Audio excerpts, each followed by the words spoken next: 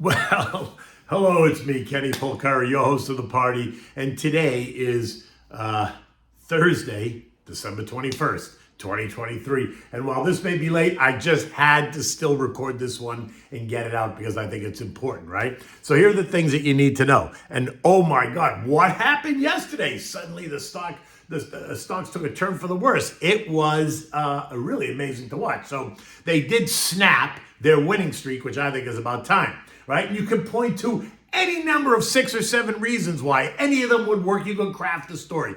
The VIXI, which is that insurance product I've been telling you about, surged by 6%. Hello. And what do we have for dinner? Well, this is dessert, and it's Nana's cheesecake, and it is delicious. Okay, so I have to ask, stocks did what? The VIX did what? The Houthis did what? Philly Fed President Patty Harker said what? Nicky Timrose, the Wall Street Journal deep throat, he published a story in the Wall Street Journal suggesting that the Fed is what? 0-day options, right? What the are those? Well, wait, could someone please tell me what is going on with them as well? Okay, well, look, stocks up. Can you believe that? They were humming along, not bothering anyone, when suddenly at about 2:20 p.m., the S&P breached the unchanged line and began to fall like a lead balloon. Minutes later, all the other indexes jumped in to join the fun, seemingly out of nowhere, right? Buyers seemed to disappear. Well, they didn't really disappear. They just suddenly all pulled their bids almost in unison, which speaks right to the whole technology algorithm thing, and they moved lower. The bids just went down. It left a void in the electronic order books, causing sellers, again automated, to go, oh my God, and they went into panic mode because now there's no inline bids. So here's how that works. The smart logic algos, and that's the first mistake, calling them smart, they do nothing all day but they scrape the headlines, right? From everywhere they can, the media, the papers, online, chat rooms, social media, etc. They aggregate the info and then they decide what it means, only to then make a picosecond decision. Now, a picosecond is 1/trillionth of a second. And I'm pretty sure that someone's even doing it faster than that. As a modern computer that uses AMD, Intel, and NVIDIA and all those chips, they can process billions of instructions per second, right? But no matter, you get the picture is what I'm saying, right? The technology just completely set the place on fire. So when they find a headline that challenges the current thinking, it reacts either positively or negatively, depending on what the computer thinks is the message, which is the second mistake. So just hold that thought. Then at the same time, you got Philly Fed President Patty Harker, who is not a voting member.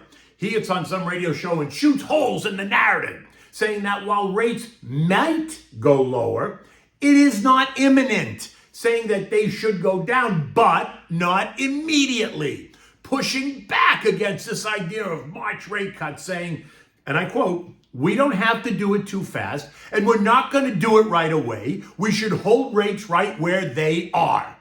Okay? So that's kind of a different narrative. And since he's a non-voting member, it makes a difference, right? Because there are some that saw his comments as supportive of cuts, while the algos found his comments less supportive of those immediate cuts that they want. And while the Fed did send out Johnny Williams and Loretta Mester and Austin Goolsbee and Rafi Bostic, all of them are voting members. Their message was not strong enough, apparently, or believable enough to change the expectation, partly because they are voting members and they don't want to go against the chair, or the market thinks that they don't want to go against the chair, so the market doesn't pay attention. Patty, on the other hand, is a non-voting member. So he is not as constrained by those orders to fall in line, and his comments may not be as orchestrated as the others.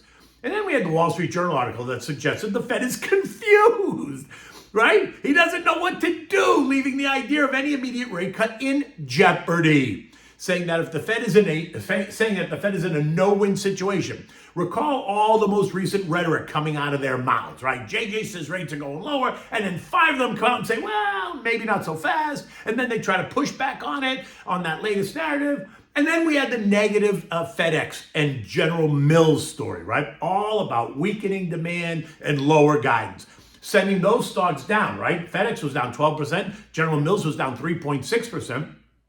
And leaving many to ask, is this what we're about to hear starting in January when the next reporting season begins about economic weakness and demand weakness for their products?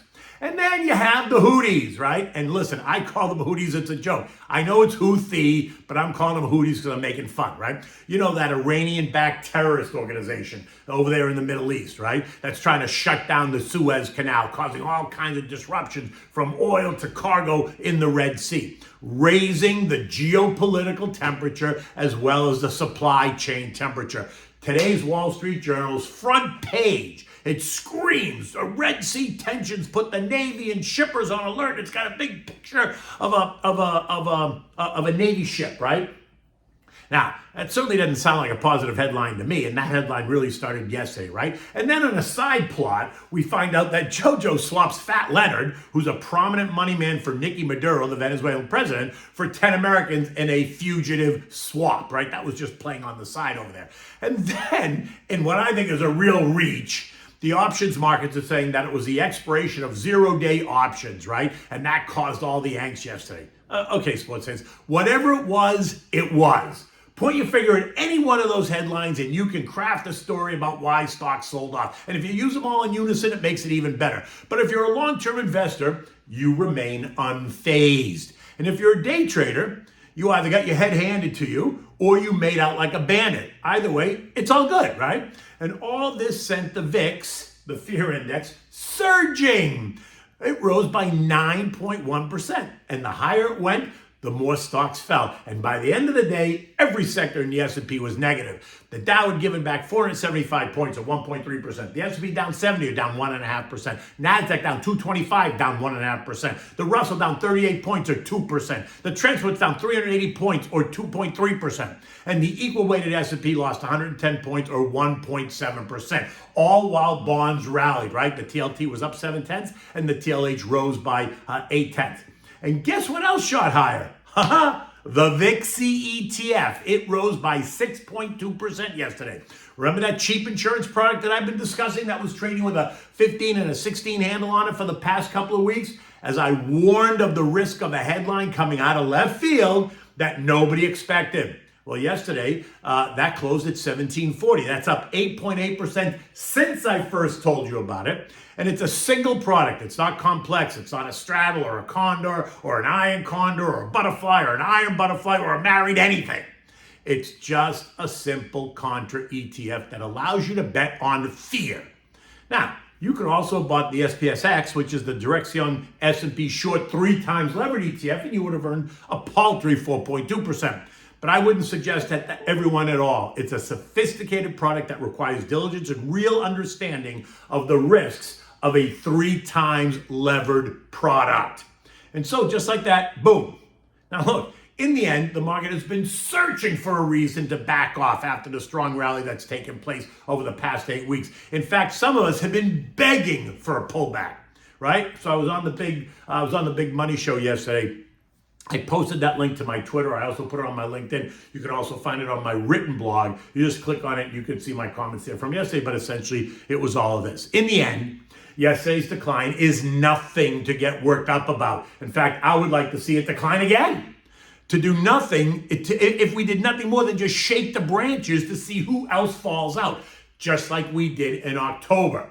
And all those guys that fell out, they scrambled to get right back in when suddenly the tone changed, right? And that fed actually a lot of what we've seen in this recent rally, which is again why I say, stop trying to pick tops and bottoms in your long-term investment account.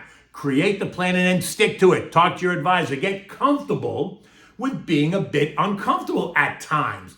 Tweaking it when necessary, but not making daily decisions as if it's going to make a difference in the long term, because it is not. This morning, U.S. futures were bouncing back. The market actually, now we're well into the day. All the indexes are higher today. And really a bounce back after what we saw yesterday, right? That swift sell-off yesterday is causing, all the stocks to kind of bounce back today. As the mood goes right back to we don't really care about all those headlines from yesterday. We remain convinced that the Fed is going to cut rates in 2024. So just as quickly as the algos react, they can change the narrative again just as quickly. And remember, we are now officially in the holiday zone. Many people are out of the office, leaving the computers in charge. And I talked about this. I discussed this with you over the past week. I told you to expect exaggerated moves. And yesterday was a perfect example of an exaggerated move. And I suspect we're going to get more of those by the end of the year. So again, don't let this action send you off the rails. Feel free to call me to discuss. Now, eco data today includes the GDP, the core PCE, the Philly Fed business outlook, right? Tomorrow brings us the PC deflator, which is the Fed's favorite gauge in personal income and real personal spending. Remember, the next 2 Mondays are holidays. So a lot of people are not going to be in the office towards the end of this week and next week. So expect the algos to remain in control, which means we could see exaggerated moves right through the end of the year, depending on what the algo interpretations are, which also means that asset managers, portfolio managers are going to place those GTC orders, right, below the market, buy orders below the market and sell orders above the market to take advantage of those exaggerated moves, right? If they happen and when they happen while they're away from their desks. And yesterday's a perfect example. The market sold off significantly. Anyone that had, GTC buy orders below the market, they got hit. They now own those stocks and look where they are today. Now, the S&P closed at 4698, down 70 points, going from 1 century to the next, right? So we went from 4,700 to 4,600 as the angst took over. This morning, though, it feels a bit better. I'm not convinced, though, that the pullback is over. It's going to be an interesting week ahead. And then we're into 2024, and earnings are going to begin just in a couple of weeks after the new year. And the slate gets wiped clean, and we all get to start all over again in the new year. It's an amazing industry and one that always holds and creates opportunity. Now, if you're invested, you know what I'm going to say. You're good. If you have more money to put to work, just be patient. And I said it in that piece from the Big Money Show. We're putting people in short duration treasuries 3 months just till we get through the year, right? We're going to let these stocks come to you, right? Because in the end, it's time in the market, not timing the market. Call me to discuss 212-381-6194. Okay, so now we're having a dessert, right? This is one of my favorite holiday desserts. Actually, you make it anytime, but my grandmother always made this, right? And we're just calling it Nana's Cheesecake, right? And I'm running it again today because I ran it a couple of months ago because a reader asked me for it. They couldn't find the other one, so here it is, right? And like I said, it's one of my favorites. It's an easy dessert to make. It's a great dessert for the holidays. This recipe, like I said, reminds me of my grandmother. It's going to bring a smile to your face. It's going to quickly become a staple on your dessert table, along with the other Italian pastries, right? The cannolis, the profiteroles, the ｃｈādītella, the parmigiani, and the pasticciotto. Okay, so now start by preheating your oven at 375 degrees. Now you want to make the crust, so you need 1 1/4 cups of flour, 1 1/4 teaspoons of baking powder, 1/4 cup of white sugar, 1 stick of melted butter, 1 beaten egg, and 1 teaspoon of vanilla. Put all those ingredients into a pie plate, mix them directly in the plate with the fork. Once it's formed, using the back of a tablespoon, gently spread it out and put around the plate right up to the edges, right? So just press on it until you've made the crust. Now for the filling, you need 16 ounces of Philadelphia cream cheese, 2 beaten eggs, 1 cup of white sugar, 1 tablespoon of flour, 1 1/4 cup of whole milk. Right? At Christmas, you can actually use eggnog, right? It gives it a whole different flavor, but you can use it. And you want 1 teaspoon of vanilla. Combine all the ingredients into a blender, mix it really well. Now pour that mixture directly into the crust, sprinkle it with a little bit of cinnamon on top, and place it in the middle rack in the oven. You want to bake it for 35 minutes or so. You want to remove it. It's going to appear to be shaky. No need to worry, because as it cools, it becomes solid and creamy. Once it's cooled down to kind of the room temperature, then put it in the fridge, and you want to refrigerate it overnight.